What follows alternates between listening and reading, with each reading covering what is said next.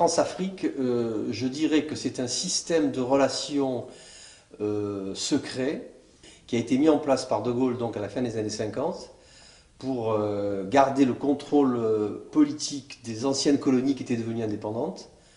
Et garder le contrôle, pourquoi? Parce qu'on avait absolument besoin des ressources énergétiques de ces anciennes colonies, puisque la France avait perdu l'Algérie et donc le pétrole saharien.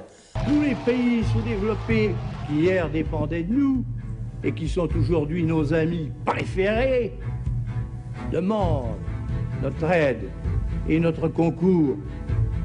Mais cette aide et ce concours, pourquoi les donnerions-nous si cela n'en vaut pas la peine? Les deux personnes qui étaient un peu à la tête de ce système, c'était Jacques Foccart, donc qui avait le titre de secrétaire général de l'Élysée chargé des relations avec l'Afrique, et puis Pierre Guillaumat, qui était le monsieur pétrole, qui a créé les sociétés qui vont devenir la société Elf.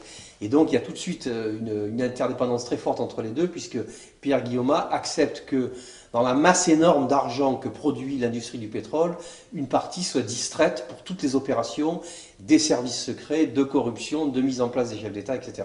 Les opérations secrètes, les principales, ce qui ont été reconnues après coup, c'est effectivement la déstabilisation de la Guinée-Conakry et également l'assassinat de Félix Moumié.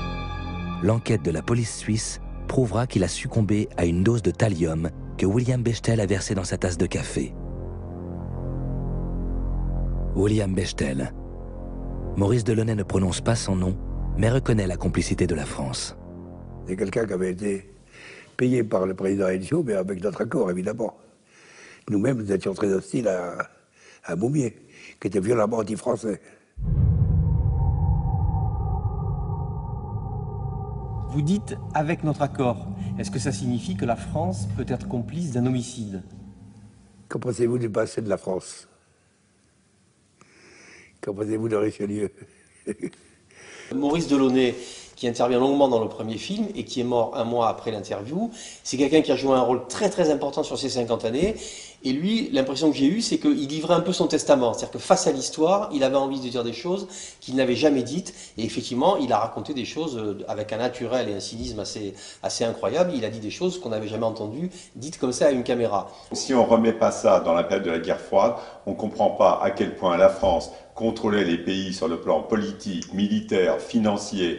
Il n'y avait pas un criquet qui stridulait en Afrique sans que ça remonte à l'Élysée. Et c'est vrai que petit à petit, les choses ont évolué. D'abord parce que je pense que les présidents africains, petit à petit, ont pris conscience de leur puissance, quand même, du pouvoir qu'ils avaient en étant les détenteurs des matières premières, que la connaissance de quelqu'un comme Bongo, de la société française, et de son intervention de plus en plus forte dans la politique française en termes financiers, en particulier en termes de financement des partis politiques, font que petit à petit, les choses commencent à changer.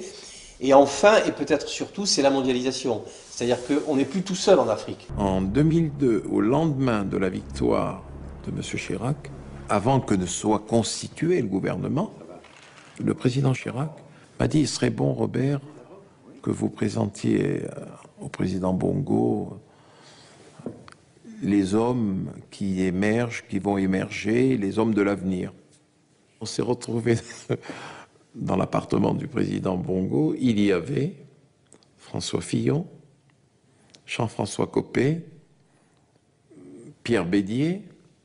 Bongo les a interrogés. À la fin de l'entretien, ils sont partis. Il a pris son papier à lettres, El Hadj Omar Bongo, et il a couché les noms des élus. Et il a plié, il me dit « Tu portes ça à Jacques ». Il y avait 7 noms, et parmi les 7 noms, 5 sont devenus ministres du gouvernement de M. Raffarin.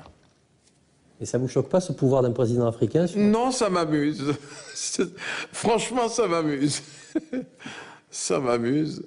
Par rapport à leur souveraineté, on l'a vu avec la Côte d'Ivoire, quand Jacques Chirac a essayé de transformer Laurent Gbagbo en reine d'Angleterre en 2003, et Jacques Chirac, à Paris, il avait mobilisé le banc, l'arrière-banc de la communauté internationale, et Dominique de Villepin qui lui parlait comme un sous-préfet, Et le type est rentré chez lui, il y a une flambée nationaliste, 8000 Français qui ont été obligés de faire leurs valises. On voyait déjà le changement. Ce qu'on appelait le miracle ivoirien, on oublie de dire qu'il y avait 50 000 Français qui faisaient tourner la machine, qui étaient à tous les étages, qu'il y avait chaque ministre ivoirien avec 5 ou 6 conseillers autour de lui. Donc le fait que en 2004 surtout, je veux dire, la France soit intervenue en Côte d'Ivoire en coupant le pays en deux et avec des sentiments anti-français, une flambée nationaliste et se retrouve en face finalement de l'opposant historique du président Houphouët-Boigny, donc l'opposant historique de la France qui était en exil en France, qui est Laurent Gbagbo, ça montre quelque part que bien sûr que c'est la fin de la France-Afrique. Ça veut dire on n'est plus dans ce contrôle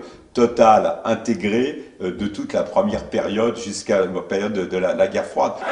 Le 9 novembre 2004, après un face-à-face tendu de 48 heures devant l'Hôtel Ivoire, où ont été regroupés les Européens, les militaires français ouvrent le feu sur la foule, faisant 67 morts et 1256 blessés.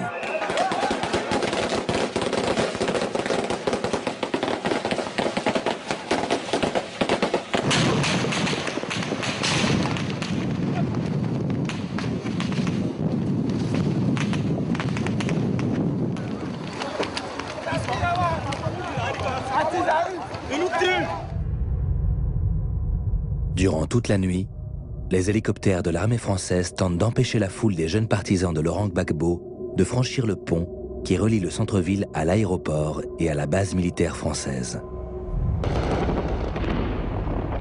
Sous un déluge de feu où se mêlent balles réelles et balles traçantes, des centaines de jeunes Ivoiriens défient l'ancienne puissance coloniale au cri de « À bas la France, vive la Côte d'Ivoire indépendante ».